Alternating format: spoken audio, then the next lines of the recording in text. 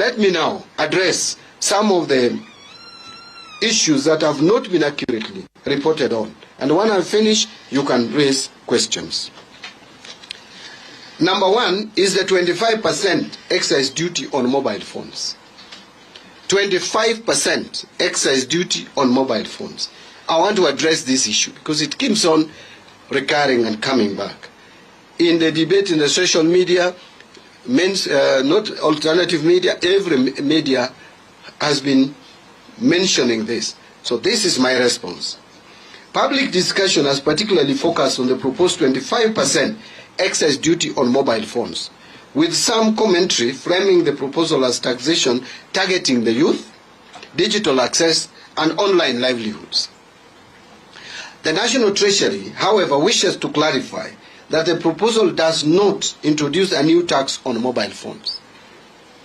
Mobile phones are currently subject to multiple domestic taxes and levies during their importation and along the supply chain, which include the following.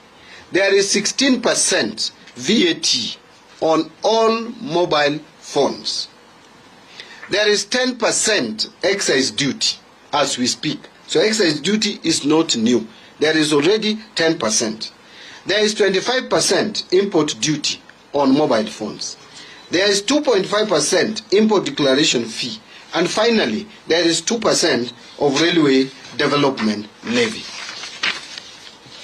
These taxes and levies cumulatively create an aggregate tax burden of approximately 55.5% within the current mobile phone taxation framework. 55.5%. On the contrary, the proposal under the Finance Bill 2026 seeks to simplify. So simplicity that I talked about seeks to simplify the existing structure by replacing the current fragmented framework with a single 25% excise duty collected upon activation of the phone. And I have explained this before, that at the moment when the phone arrives at the point of entry, all these levies and taxes are charged. The customs duty, 25%. Excise duty, 10%. There is VAT at the point of landing here, 16%. There is import declaration fee of 2.5%. And there is 2% of railway development levy. All that is charged when the phone arrives. Now, immediately the phone leaves the port of entry, there are other taxes because it is followed along the supply chain until it reaches the consumer or the customer. VAT will be charged at every single step. And you see the danger with that, and we have explained, is that phones that are brought and put in the store which have not been sold, the vendor has already paid taxes, reducing their liquidity.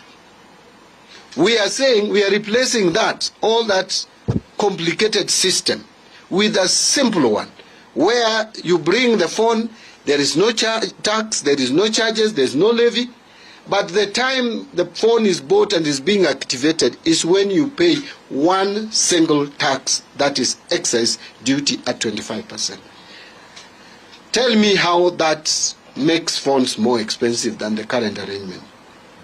So if enacted, mobile phones will no longer be subject to 16% VAT, 2.5% import declaration fee, and a 2% railway development levy under the proposed framework. The 25% import duty will also be removed upon implementation of the new tax regime, thereby simplifying the tax structure and lowering the overall domestic tax burden applicable to mobile phones. The proposal was therefore primarily conceived as a tax simplification and rationalization measure rather than the introduction of a new tax on digital access. The National Treasury recognizes that mobile phones increasingly serve as essential tools for communication, education, financial access, online businesses, digital work, and youth economic participation, which explains the heightened public interest surrounding the proposal. So I want to stop there on mobile phones. That is a clarification we can give. It is so clear. It is so flowing. It is so simple. I don't know why this issue must always be debated when we have provided clarity. Why one would want us to have multiple taxes all over the place for mobile phones and cause people who are trading in mobile phones to pay taxes for phones they have not even sold. When we are saying, please allow us to only collect one tax at the time the phone is sold and is ready for use.